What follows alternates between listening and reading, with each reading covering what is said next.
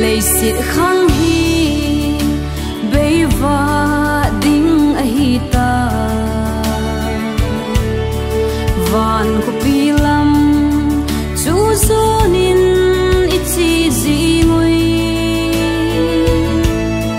chẳng ta lấy chẳng em khiến anh đi dòng anh ai ta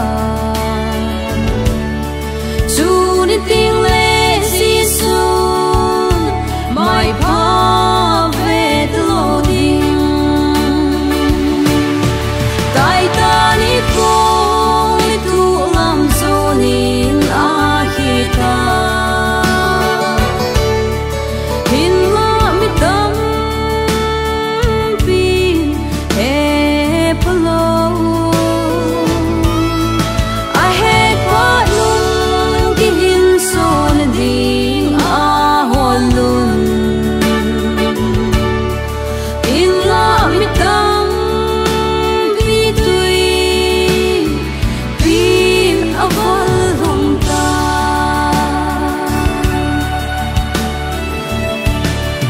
nang zong Giêsu ta san lâu lại na hi le tuôn sốt thi na chun na lam tu te ding chu thi na chu pel do na ding lam dang a po ta san tay lo quay man pa mel chu lo ding tại ta ni cô ni tu làm zo nín a khi ta hin la mi tâm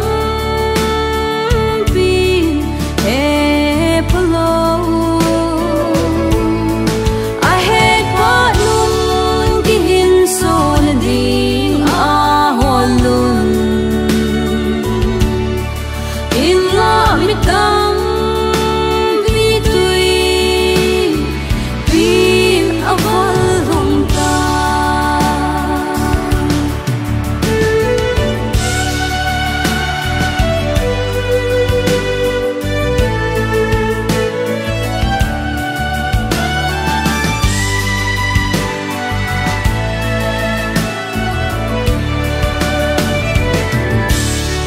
van lai zo la